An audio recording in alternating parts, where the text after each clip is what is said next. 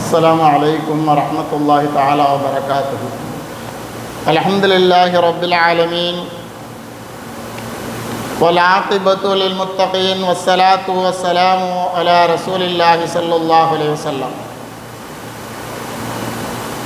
أما بعد فقد قال الله تعالى في القرآن الكريم والفرقان المجيد بعد أعوذ بالله من الشيطان الرجيم بسم الله الرحمن الرحيم وقل رب أدخلني مدخل صدق وأخرجني مخرج صدق واجعل لي من لدنك سلطانا نصيرا صدق الله العلي العظيم. وقال نبينا رسول الله صلى الله عليه وسلم المهاجر من هجر ما نهى الله عنه أو كما قال عليه الصلاة والسلام. وصدق رسوله النبي الكريم ونحن على ذلك من الشاهدين والشاكرين والحمد لله رب العالمين. கண்ணியத்திற்குரியவர்களே, புனிதமிக்க அரபு வருடத்தினுடைய முதலாம் மாதம் பிறந்திருக்கிறது. அல்ஹம்துலில்லாஹ். இந்த அரபு மாதத்தினுடைய தியாக வரலாறு ஹிஜ்ரத் என்பதை நாம் எல்லாம் கண்டிப்பாக தெரிந்து வைத்து கொள்ள வேண்டும். இஸ்லாமிய வரலாற்றிலேயே ஹிஜ்ரத் என்பது ஒரு மிகப்பெரிய அடையாள சின்னம். ஹிஜ்ரத் என்பது இஸ்லாத்தினுடைய ஒவ்வொரு பார்வையிலேயும் அது ஒரு மிகப்பெரிய தியாகத்தினுடைய முன்னோடி. ஹிஜ்ரத் என்பது நாம் நினைப்பது போல சர்வ சாதாரணமாக நமக்கு கிடைத்து விடவில்லை. இந்த ஹிஜ்ரத்தினுடைய தியாக வரலாறுகளிலே நிறைய சம்பவங்கள், தியாகங்கள் ஒளிந்து கிடக்கிறது. இவைகளையெல்லாம் நாம் இஸ்லாத்தினுடைய பார்வையிலே பார்க்கின்ற பொழுது ஒரு 3 செய்திகளாக நாம் இந்த தினத்தில் ஹிஜ்ரத்தினுடைய தியாக வரலாறை, ஹிஜ்ரத் என்று சொல்லக்கூடிய ஒன்று எப்படி இந்த இஸ்லாமிய மார்க்கத்திலே இடம்பெற்றது என்பதையெல்லாம் நாம் மிக தெளிவாக புரிந்து கொள்ள முடியும். அதில் முதலாவது செய்தி, அருமை நாயகம் ரசூலுல்லாஹி ஸல்லல்லாஹு அலைஹி வஸல்லம் அவர்கள் மக்கமா நகரத்திலே சுமார் 13 வருட காலங்கள் இந்த இஸ்லாமிய மார்க்கத்தை 3 வருடங்கள் மறைமுகமாக, 10 வருடங்கள் வெளிரங்கமாக பகிரங்கமாக இஸ்லாமிய பிரச்சாரத்தை மக்களுக்கு மத்தியிலே பல இன்னல்களுக்கு மத்தியிலே, பல தியாகங்களுக்கு மத்தியிலே அருமை நாயகம் ரசூலுல்லாஹி ஸல்லல்லாஹு அலைஹி வஸல்லம் அவர்கள் இந்த இஸ்லாமிய பிரச்சாரத்தை மக்களுக்கு மத்தியிலே பங்கு வைத்து கொடுத்தார்கள்.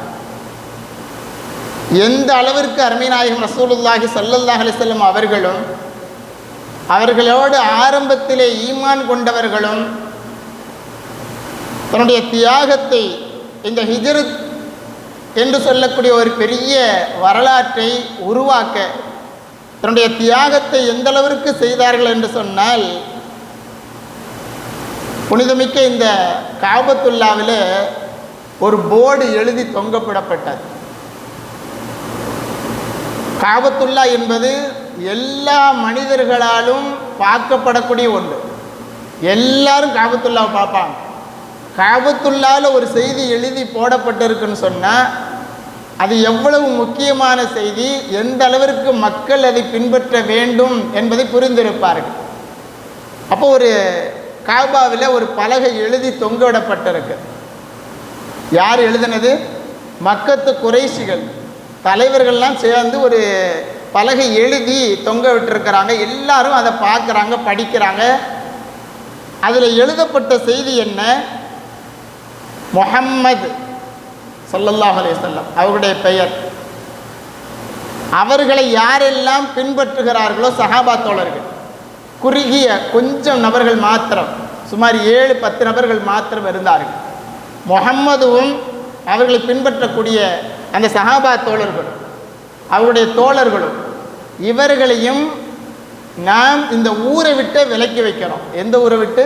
நபி ஸல்லல்லாஹு அலைஹி வஸல்லம் அவர்கள் பிறந்த ஊர். அவங்களுடைய சொந்த ஊரை விட்டு மக்கத்து குறைசிகள் அந்த பலகையிலே, கஅபாவிலே தொங்கவிடப்பட்ட பலகையிலே எழுதியிருக்கிறார்கள், முஹம்மதுவை யார் பின்பற்றுகிறார்களோ அவர்களையும் நாம் ஊர் விலக்கம் செய்கிறோம், ஊரை விட்டு ஒதுக்கி வைக்கிறோம். அவங்க கூட யாரும் எந்த திருமண ஒப்பந்தமும் செய்யக்கூடாது, அவங்கள்ட்ட யாரும் பொண்ணு எடுக்கக்கூடாது, பொண்ணு கொடுக்கக்கூடாது, எந்த தொழில் வியாபாரங்களும் அவங்களோட செய்யக்கூடாது, எந்த கொடுக்கல் வாங்கலும் இருக்கக்கூடாது, அவங்களோட எந்த தொடர்பும் இல்லாமல் எல்லோருமே அவர்களை விட்டும் பிரிந்து விட வேண்டும். அவங்களுடைய சொந்த பந்தங்களாக உடன் பிறந்தவர்களாக இருந்தாலும் சரி. காபத்துல்லாவில் எழுதி தொங்க விடப்பட்டிருக்கிறார். அருமை நாயகம் ரசூலுல்லாஹி ஸல்லல்லாஹு அலைஹி வஸல்லம் அவர்களும் அவர்களை கொண்டு ஈமான் கொண்டிருந்த அந்த நேரத்தில் இருந்த 7 சஹாபாக்கள் அவர்களும் ஊர் விலக்கம் செய்யப்பட்ட பொழுது ஸுஅபே அபீ தாலிப் என்று சொல்லக்கூடிய ஒரு பள்ளத்தாக்கு, அந்த பள்ளத்தாக்கில் போய் தங்கியிருந்தார். ஊரை விட்டு விலக்கப்பட்டு அந்த பள்ளத்தாக்கில் ஒன்றல்ல இரண்டல்ல 3 வருடம் 3 வருஷமாக அந்த பள்ளத்தாக்கிலேயே தங்கியிருந்தாங்க. ஊர் விலக்கம் செஞ்சுட்டாங்க. அவங்க என்ன சாப்பிடுவாங்க, அவங்களுக்கு உணவு என்ன கிடைக்கும்? ஊருக்குள்ளே போனால் தானே ஏதாவது கிடைக்கும், சொந்த பந்தம் கூட பரிமாறிக்கிடுவாங்க. எந்த உணவும் கிடையாது. அவங்கள் உண்ட உணவுகள் பச்சை இலைதலைகளை உண்டாகும். வரலாறு பதிவு செய்திருக்கிறது. அருமை சஹாபா தோழர்களும் அருமை நாயகம் ஸல்லல்லாஹு அலைஹி வஸல்லம் அவர்கள் உண்ட உணவு இலைதலைகள். ஹதீஸில் வருகிறது, அப்படியே வருகிறது.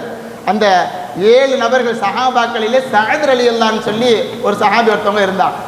அவங்க அந்த செய்தி அங்கே தங்கியிருந்த அபீ தாலிப் என்ற இடத்துல பள்ளத்தாக்கில் தங்கியிருந்த செய்தி அவங்களே சொல்கிறாங்க.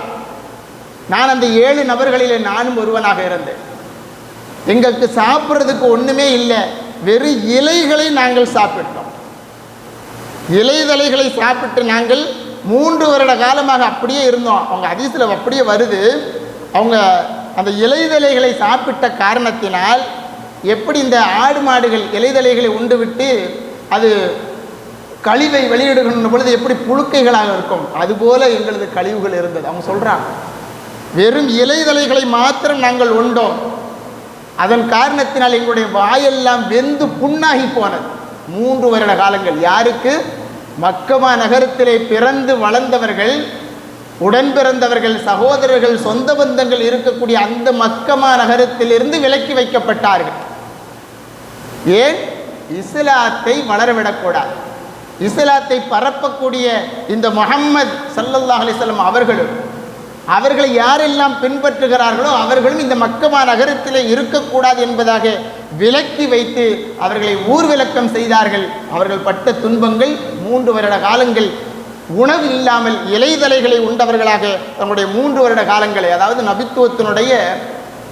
நபித்துவம் பெற்று 6வது வருடத்திலிருந்து 9வது வருடம் வரை அவர்கள் 3 வருட காலங்கள் அந்த பள்ளத்தாக்கிலேயே தங்கியிருந்தார்கள். 3 வருடத்துக்கு பிறகு கொஞ்சம் கொஞ்சமாக மக்கமா நகரத்திற்கு உள்ளே வருகிறாங்க. வந்த பிறகும் அவர்களை என்ன செய்கிறாங்க? யாரும் போகக்கூடாது, வரக்கூடாது, சந்திக்கக்கூடாது. மீண்டும் அவர்கள் ஏதாவது இஸ்லாத்தை பற்றி வெளியே சொன்னால் அவர்களுக்கு தொந்தரவு செய்ய வேண்டும். இது மக்கத்து குறைசிகள் ஒவ்வொரு நேரத்திலேயும் செய்து கொண்டே இருந்தார்கள். நம்ம இவ்வளோ நாள் ஊர் ஒதுக்கு செஞ்சிட்டோம், சாப்பிட்றதுக்கு வழி இல்லாமல் ஆக்கிட்டோம், சொந்த பந்தங்களை பிரிச்சுட்டோம். ஆனால் இஸ்லாத்தை வளர்ப்பதிலேயே அவர்கள் இருக்கிறார்கள். அப்போ என்ன செய்கிறது? தலைவர்கள்லாம் ஒன்று சேர்றாங்க. மக்கத்து குறைசிகள் பெரும் பெரும் தலைவர்கள் எல்லாம் ஒன்று சேருகிறார்கள், சதித்திட்டம் தீட்டுகிறார்கள். இவங்க எவ்வளோ கஷ்டப்படுத்தினாலும் இவங்க இஸ்லாத்தை விடுற மாதிரி இல்லை, இஸ்லாத்தை இவங்க முழுவதுமாக பரப்பாக விடமாட்டாங்க போல. நம்ம என்ன செய்யலாம்? தலைவர்கள் எல்லாம் ஒன்று கூடி ஒரு சதித்திட்டம் தீட்டுவதற்காக வேண்டி ஒரு கூட்டம், அருமை நாயகம் ஸல்லல்லாஹு அலைஹி வஸல்லம் அவர்களை கூட்டு கொலை செய்வதற்காக வேண்டி ஒரு சதித்திட்டம் தீட்ட எல்லாரும் என்ன செய்கிறாங்க? ஒரு கூட்டம் போடுறாங்க. அதில் ஒரு வயதானவன் ஒருத்தனும் இருக்கிறான். அப்போ ஒவ்வொருவரும் சதித்திட்டம் தீட்டுவதற்காக வேண்டி அந்த தாரு நதுவா என்று சொல்லக்கூடிய ஒரு இடம், அந்த இடத்துல தான் அந்த இப்போவும் மக்கா நகரத்துக்கு போனால் காமிப்பாங்க அந்த இடத்த. அந்த தாரு நதுவா என்று சொல்லக்கூடிய இடத்திலிருந்து சதித்திட்டம் நடக்கிற அந்த கூட்டத்தில் இருந்தவர்களிலே, அந்த மக்கத்து குப்பார்களிலே ஒவ்வொருவர்களும் இருக்கிறார்கள். அதிலே ஒரு வயதானவன் ஒருவரும் இருக்கிறான். அவனே தலைவனாக இருக்கக்கூடிய அளவிற்கு எல்லோருக்கும் முன்னால் தலைவனாக இருந்து கொண்டு அந்த கூட்டம் நடக்கிறது. அதில் சதி கருத்துகள் பரிமாறப்படுகிறது. முதல்ல அபுல் அஸ்வத் என்று சொல்லக்கூடியவன் முதல் சதித்திட்டத்தை சொல்லுகிறான். நம்ம என்ன செய்யலாம், இந்த முஹம்மதை ஸல்லல்லாஹு அலைஹி வஸல்லம் அவர்களை இந்த மக்காவை விட்டு வெளியேற்றி விடுவோம். எங்கே போனால் என்ன, எங்கேயும் போய் ஏதோ செஞ்சுக்கிறட்டும். நாம் நம்ம இஷ்டம் போல நாம் எப்படி முன்னாடி நாம் இருந்தோமோ அதுபோல் வாழ்ந்து கொள்ளலாம். ஊரை விட்டு அவங்க என்ன செய்யணும், விலக்கி விட்டுணும், உள்ளுக்கே விடக்கூடாது. முதலாவதாக சதித்திட்டத்தை அபுல் அஸ்வத் என்பவன் சொல்லுகிறான். இப்போ எல்லாரும் கேட்டுக்கிட்டே இருக்கிறான். இன்னொருவன் இருந்து இரண்டாவது சதி அபுல் புக்தர் என்று சொல்லக்கூடியவன் எழுந்திருத்து சொல்லுகிறான். அந்த முஹம்மதை ஸல்லல்லாஹு அலைஹி வஸல்லம் ஒரு அறையில் சங்கிலியால் கட்டி பூட்டி போட்டுரும். உணவும் கொடுக்கக்கூடாது, தண்ணியும் கொடுக்கக்கூடாது. அப்படியே முஹம்மது அங்கே உள்ளே இருந்து அப்படியே மௌத்தா போட்டு அவர் உயிரை விட்டு விடுவார். இது போன்று நாம் அடைத்து விடலாம், மரணித்து விடுவார் என்பதாக இரண்டாவது சதித்திட்டத்தை அபுல் புக்தர் என்பவன் சொல்லுகிறான். ரெண்டு செய்தி சொன்ன பிறகு அந்த தலைவன் போல இருந்தான்ல ஒரு வயதானவன், அவன் சொன்னா இதெல்லாம் சரிப்பட்டு வராது, இதுக்கு மேலே வேற பயங்கரமாக ஏதாவது அந்த முஹம்மதுவை செய்யணும், முஹம்மதுவை இல்லாமல் அழிக்க வேண்டும். இந்த திட்டம்லாம் சாதாரணமாக திட்டமாக தெரியுது, வேற ஏதாவது இருந்தா சொல்லுங்க, இதுக்கு மேலே பயங்கரமான திட்டமாக இருக்கணும். இப்போ மூன்றாவதாகத்தான் அபூஜஹல் எழுந்திருக்கிறார். எழுந்திருத்து மூன்றாவது சதித்திட்டத்தை சொல்லுகிறார். நம்ம என்ன செய்வோம், நம்ம இந்த குறைஷி கூட்டத்தில் நிறைய நமக்கு மத்தியில் நிறைய கோத்திரத்தார் இருக்கிறோம். ஒவ்வொரு கோத்திரத்தாலும் யாரெல்லாம் நல்ல பயங்கரமான நல்ல திடகாத்திரமாக இருக்கக்கூடிய நல்ல வீரமுள்ள வாலிபர்களை ஒவ்வொரு ஆளும் நம்ம தேர்ந்தெடுப்போம். தேர்ந்தெடுத்து கூர்மையான வாளை கொடுத்து அந்த முஹம்மதுவை கொல்லும்படி நாம் அவர்களை அனுப்புவோம்.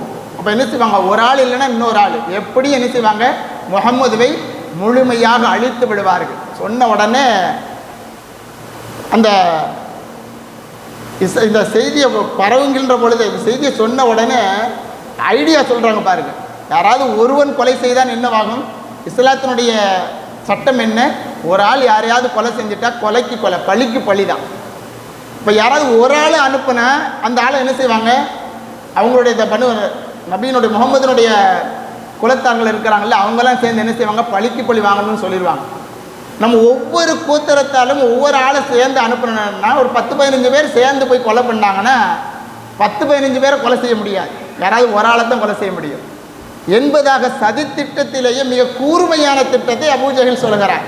அந்த கூட்டத்தில் இருந்த வயோதிகன் எழுந்திருத்து சொன்னான், ஆம் சரியான திட்டம், இதையே நாம் நிறைவேற்றுவோம், இப்படியே நாம் செய்வோம் என்பதாக அந்த வயோதிகன் எல்லோருக்கும் மத்தியிலே கருத்தை முடிவாக சொல்லி அந்த ஆலோசனை கூட்டம் முடிகிறார்.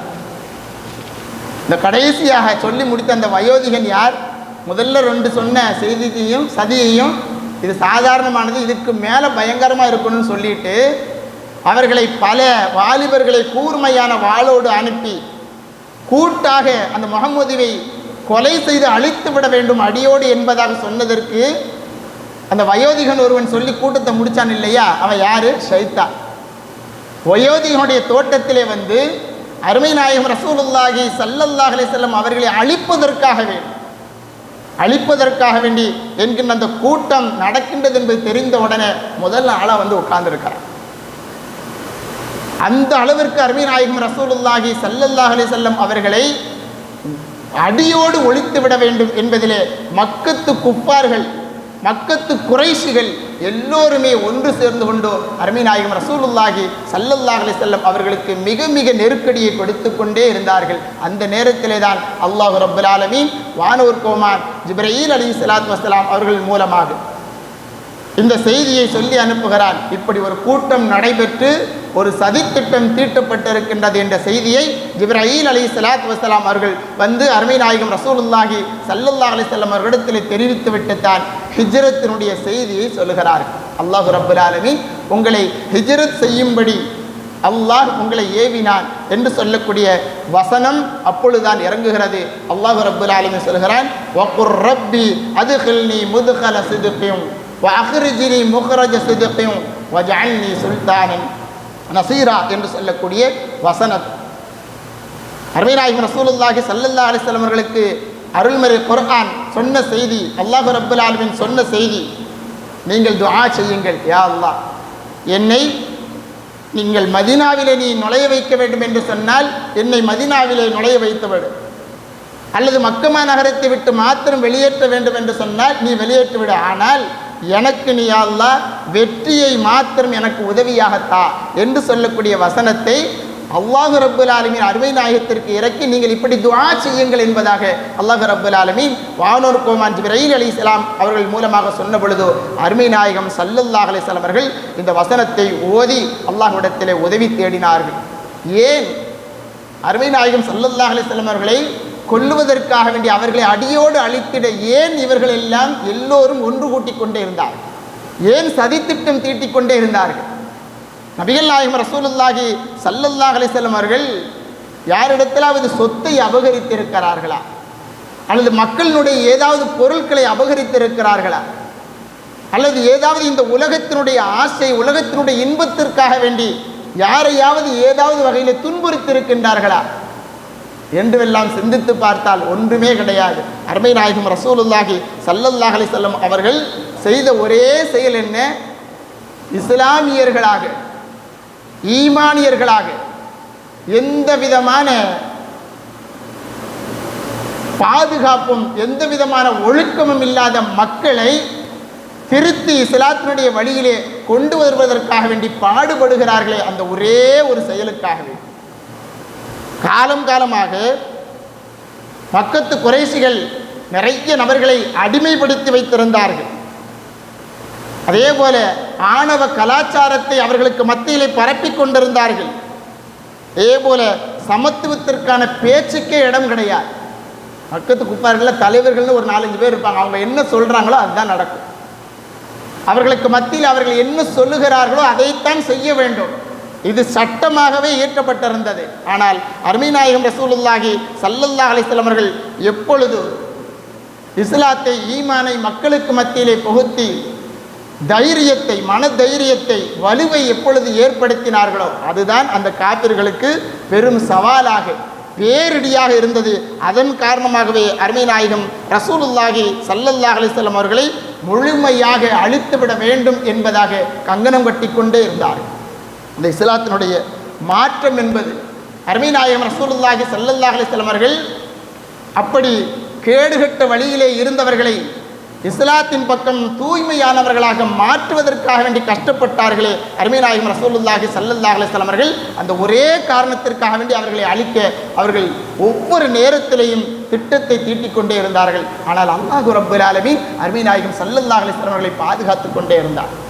அருமை நாயகத்தை யார் ஆரம்பத்திலிருந்து முழுமையாக ஏற்றுக்கொண்டார்களோ சஹாபா தோழர்களை ஈமானோடு பாதுகாத்தார். ஆனால் அவர்கள் எந்த அளவிற்கு இஸ்லாத்திற்காக வேண்டி தன்னுடைய உயிர் தியாகங்களை தியாகம் செய்திருக்கிறார்கள்.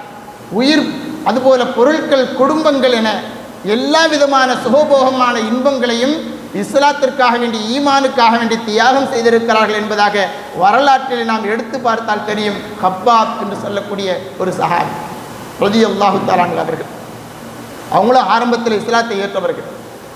இஸ்லாத்தை ஏற்ற ஆரம்ப 10 நபர்களிலே கப்பாப் ரலியல்லாஹு தஆலா அவர்களும் ஒருவர்.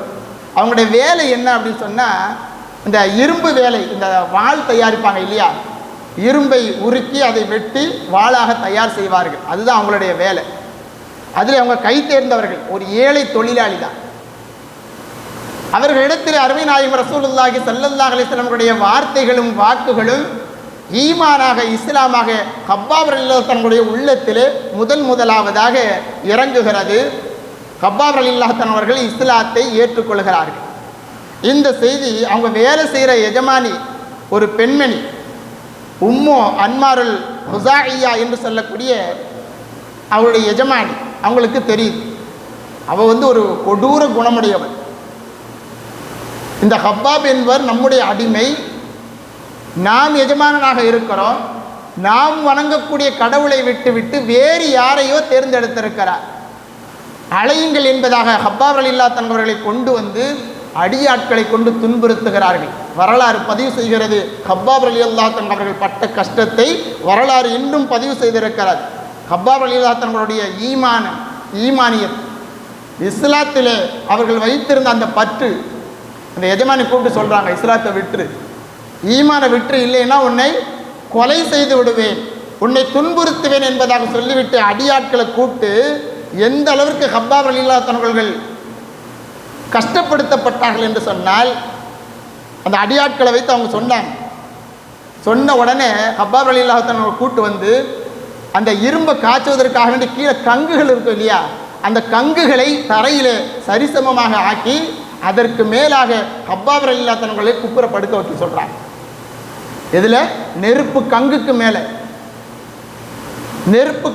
மேலே படுக்க வைக்க சொல்கிறாங்க. படுக்க வைக்க சொல்லிட்டு ஹப்பாப் ரலியல்லாஹு தஆலா அவர்கள் இந்த சூட்டு வெப்பத்தின் காரணத்தினால் எழுந்துவிடக்கூடாது என்பதற்காக வேண்டி அந்த அடியாட்களிலே ஒருவன் ஈமானத்தை எங்கே சுமந்திருந்தார்களோ அந்த இதயத்தின் மீது, நெஞ்சின் மீது அவனுடைய காலை வைத்து அமிழ்த்தி கொண்டு எஞ்சிடக்கூடாது அப்படின்னு மிக பயங்கரமாக அந்த நெருப்போடு நெருப்பாக அழுத்தி நெஞ்சிலே காலை வைத்து அந்த அடியால், அந்த எஜமானியினுடைய அடியால் ஹப்பாப் ரலியல்லாஹு தஆலா அவர்களை அழுத்து பிடித்து கொண்டார்.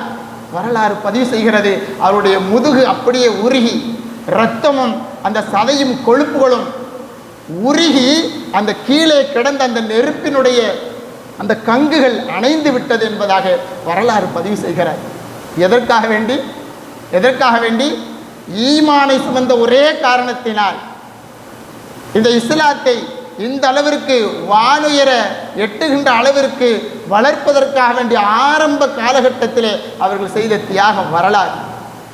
ஹப்பாப் ரலியல்லாஹு தஆலா அவர்கள் காலங்கள் கொஞ்சம் கொஞ்சமாக கழிகிறது. உமர் ரலியல்லாஹு தஆலா அவர்கள் ஹலீஃபாவாக இருக்கிறார்கள். உமர் ரலியல்லாஹு தஆலா அவர்கள் வீட்டுக்குள்ளே ஈமானை கொண்டு போனதே இவங்க தான். யார்? ஹப்பாப் ரலியல்லாஹு தஆலா கொண்டு போனாங்க. அவங்களுடைய சகோதரிக்கு குர்ஆனை ஓதி சொல்லி கொடுத்தது ஹப்பாப் ரலியல்லாஹு தான். உமர் ரலியல்லாஹு தஆலா அவர்கள் ஈமான் கொள்வதற்கு உதவியாக இருந்த அந்த அருள்மறை குர்ஆன் திறக்கப்பட்ட வரிகளை இவங்க தான் சொல்லி கொடுத்துக்கிட்டு இருப்பாங்க. யார்? ஹப்பாப் ரலியல்லாஹு தான் சொல்லி கொடுத்துக்கிட்டு இருப்பாங்க அவங்க சகோதரிக்கு. அந்த நேரத்தில் உமர் ரலியல்லாஹு வந்து குர்ஆனை பார்ப்பார்கள். அவர்களின் மூலமாகவே அல்லாஹ் ரப்புல் ஆலமீன் அருள்மறை குர்ஆனை உமர் ரலியல்லாஹு தன்னுடைய கண்களுக்கு பரிசாக காண்பித்தார். அத்தகைய உமர் ரலியல்லாஹு தன்னுடைய கலீஃபாவுடைய ஆட்சி நடக்குது. இப்போ ஹப்பாப் ரலியல்லாஹு தஆலா வர்றாங்க. கூட்டமாக அமர்ந்திருக்கின்ற பொழுது ஹப்பாப் ரலியல்லாஹு தஆலா யதார்த்தமாக வர்றாங்க. வருகின்ற பொழுது உமர் ரலியல்லாஹு தஆலா என்ன செய்கிறாங்க, ஹப்பாப் ரலியல்லாஹுவை கூப்பிட்டு பக்கத்தில் உட்கார வைக்கிறார்.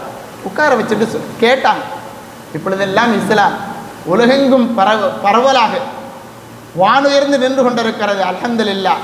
ஹப்பாப் ரலியல்லாஹு தஆலா பார்த்து கேட்டாங்க, தோழர், நீங்கள் ஆரம்ப காலகட்டத்திலே முஷ்ரிக்கீன்கள், மக்கத்து குப்பார்கள் உங்களெல்லாம் ரொம்ப கஷ்டப்படுத்துனாங்களே, அதில் ஏதாவது கொஞ்சம் சொல்லுங்களேன், எங்களுடைய ஈமானை நாங்கள் உறுதிப்படுத்திக் கொள்கிறோம். உமர் ரலியல்லாஹு கேட்குறாங்க. ஹப்பாப் ரலியல்லாஹு தஆலா என்ன செஞ்சாங்க, உடனே தன்னுடைய சட்டையை கழட்டி உமர் ரலியல்லாஹு தஆலா இடத்துல தன்னுடைய முதுகை காண்பிக்கிறார்கள்.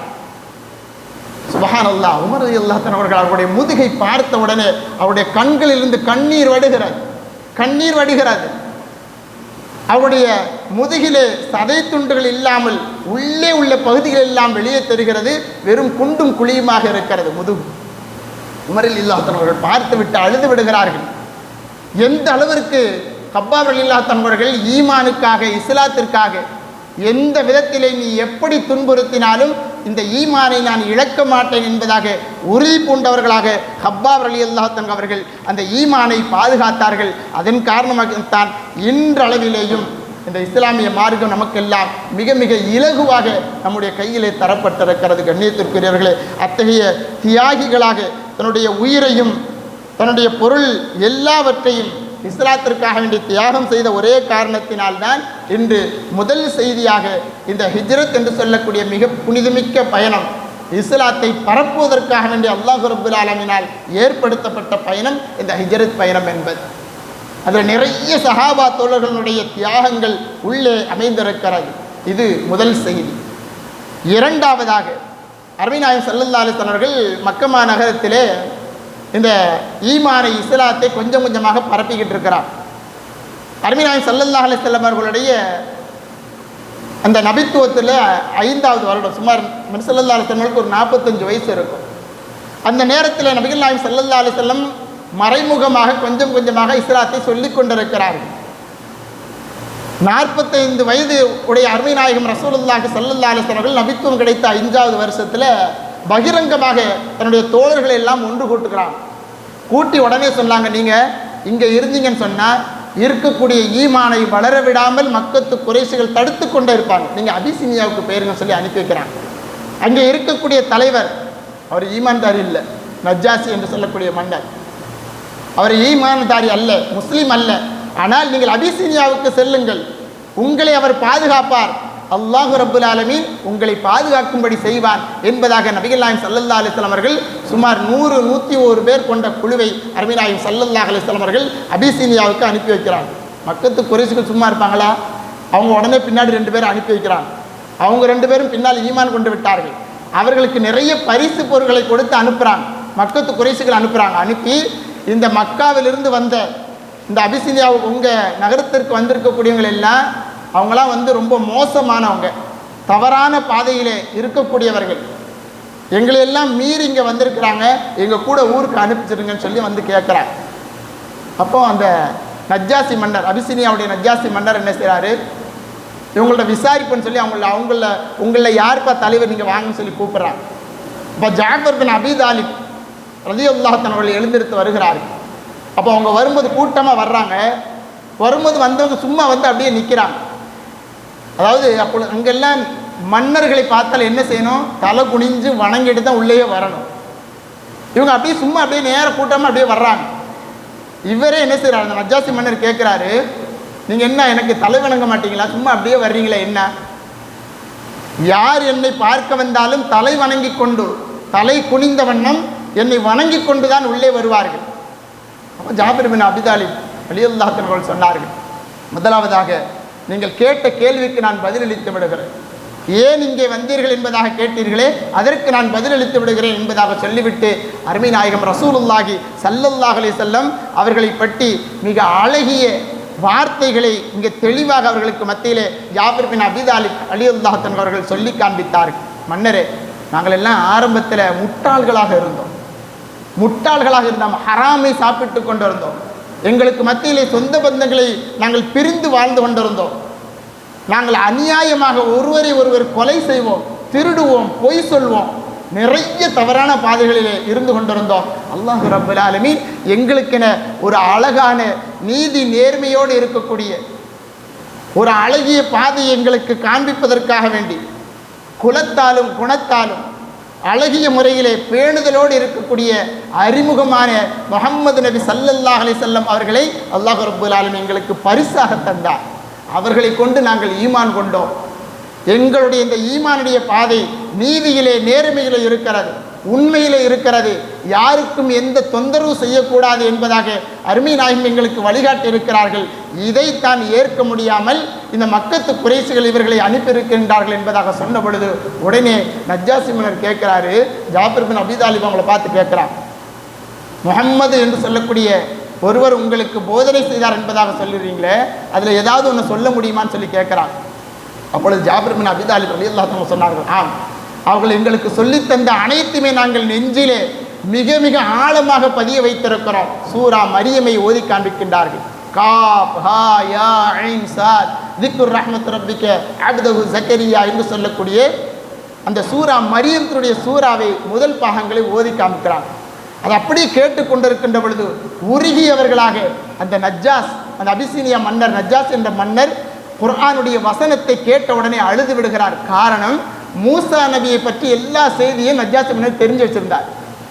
மூசா நபி எந்த ஏகத்துவத்தை இந்த மக்களுக்கு மத்தியிலே கொண்டு வந்தாரோ அதே ஏகத்துவத்தை தான் நீங்கள் சொன்ன அந்த முஹம்மதும் கொண்டு வந்திருக்கின்றார்கள் என்பதாக சொல்லிவிட்டு உடனே நஜ்ஜாசி மன்னர் எழுந்து தன்னோடு இருந்த கூட்டத்தார்கள் எல்லோரையும் எழுப்பி, நானும் ஈமான் கொள்கிறேன், நீங்களும் ஈமான் கொள்ளுங்கள், அஷ்ஹது அல்லா இலாஹ இல்லல்லாஹ் வ அஷ்ஹது அன்ன முஹம்மதர் ரசூலுல்லாஹ் என்கின்ற சொல்லக்கூடிய தாரக மந்திரத்தை மொழிந்து அந்த அபிசீனியா மன்னர் ஈமான் கொள்கிறார். யாருக்கு முன்னால்? ஜாபிர் பின் அபீ தாலிப் ரலியல்லாஹு அன்ஹு அவர்களுக்கு முன்னால். அருமை நாயகம் ரசூலுல்லாஹி ஸல்லல்லாஹு அலைஹி வஸல்லம் அவர்களுடைய பெயரை சொல்லி ஈமான் கொண்டு அதே இடத்திலேயே நம்முடைய ஊர்வாசிகள் அபிசீனிய மக்கள் எல்லோரையும் ஈமான் கொள்ளும்படி கட்டளையிட்டார். இதுதான் இஸ்லாத்தினுடைய ஹிஜ்ரத் வரலாறு. ஒவ்வொரு சஹாபா தோழர்களும் மக்கமா நகரத்தை விட்டு மதீனாவிற்கு சென்றதும் அபிசீனியாவிற்கு சென்றதும் இப்படியே நாடு நாடாக அல்லாஹு ரப்புல் ஆலமீன் இந்த இஸ்லாமிய மார்க்கத்தை பரப்புவதற்காக வேண்டித்தான் இப்படி ஹிஜ்ரத் என்று சொல்லக்கூடிய ஒரு பயணத்தை ஏற்படுத்தி இஸ்லாம் வெறும் மக்கமா நகரத்திற்குள்ளாக இருந்துவிடக்கூடாது, உலகெங்கிலேயும் பரப்ப வேண்டும், பரப்பப்பட வேண்டும் என்பதற்காக வேண்டியதான் அருமை நாயகம் ரசூலுல்லாஹி ஸல்லல்லாஹு அலைஹி வஸல்லம் அவர்களின் மூலமாக அல்லாஹ் ரப்பல் ஆலமீன் இந்த இஸ்லாமிய மார்க்கத்தை அவர்களின் மூலமாக அவருடைய சஹாபா தோழர்களின் மூலமாக உலகெங்கிலேயும் அல்லாஹ் ரப்பல் ஆலமீன் பரப்ப வைத்தான். அது மாத்திரமல்ல, அத்தகைய இஸ்லாமியர்களுடைய குணங்கள், இஸ்லாமியர்களுக்கு அல்லாஹ் ரப்பல் ஆலமீன் ஒரு சில நற்குணங்களை அகலாக்குகளை வைத்திருக்கிறார். அடுத்தவர்களுக்கு ஏழைகளுக்கு உதவி செய்வதில்லை. யாருக்காவது ஏதாவது உதவி செய்யணும்னா எதையும் எதிர்பாராமல் செய்வார்கள். ஒருத்தர் கீழே விழுந்துட்டார், அவரை போய் தூக்கணும்னு சொன்னால் அவரால் நமக்கு ஏதாவது ஆகுமா? அப்போ தான் நம்ம அவரை போய் தூக்கணும் என்கின்ற கெட்ட எண்ணம் இல்லாமல் யார் விழுந்தாலும் உடனே போய் அவரை நாம் உதவி செய்ய வேண்டும் என்கின்ற எண்ணம், நற்குணம், அகலாக் ஒரு மனிதருக்கு இருக்கின்றது என்று சொன்னால் உண்மையிலேயே அவர் இஸ்லாமியராகத்தான் இருக்க முடியும். 2020 துருக்கியில் உள்ள ஒரு புகழ்பெற்ற பள்ளிவாசல், சுலைமானியா பள்ளிவாசல் சொல்லி ஒரு பெரிய பள்ளிவாசல் இருக்கு. அந்த பள்ளிவாசலில் அதிகாரப்பூர்வமாக லண்டனை சேர்ந்த இந்த பிரிட்டிஷ்காரர் யூடியூபர் அவர் ஜே பால்ட்ரே என்று சொல்லக்கூடிய ஒரு நபர், அவர் போய் என்ன செய்கிறார்னு சொன்னால் அந்த பள்ளிவாசல் சுலைமானா பள்ளிவாசலில் போய் அதிகாரப்பூர்வமாக இஸ்லாத்தை ஏற்றுக்கொண்டார்.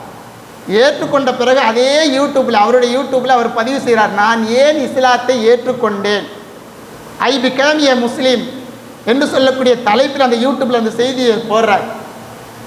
இஸ்லாமியர்களோடு பழகக்கூடிய ஒரு வாய்ப்பு எனக்கு கிடைச்சிச்சு, நான் பழகினேன். அவர்களுடைய குணங்களை நான் தெரிந்து கொண்டேன். அவர்களுடைய நற்குணங்கள் எனக்கு மிக பிடித்தமாக இருந்தது.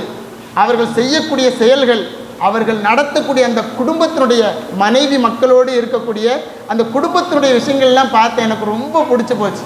இதை போல நான் வேறு எங்குமே கண்டதில்லை. இந்த இஸ்லாமுடைய அஹ்லாக் நற்குணங்களுக்காக வேண்டியே நான் இந்த இஸ்லாத்தை ஏற்கிறேன் என்பதாக அவர் யூடியூப்பில் அவரே சொல்கிறார் அந்த செய்தியை, நான் ஏன் இஸ்லாத்தை ஏற்றுக்கொண்டேன் என்பதாக. இது இஸ்லாமியர்களுக்கு என இருக்கக்கூடிய நற்குணங்கள், அஹ்லாக், இதை அருமை நாயகம் ரசூலுல்லாஹி ஸல்லல்லாஹு அலைஹி வஸல்லம் அவர்கள் அருமை சஹாபா தோழர்களின் மூலமாக நமக்கு தந்த செய்தி.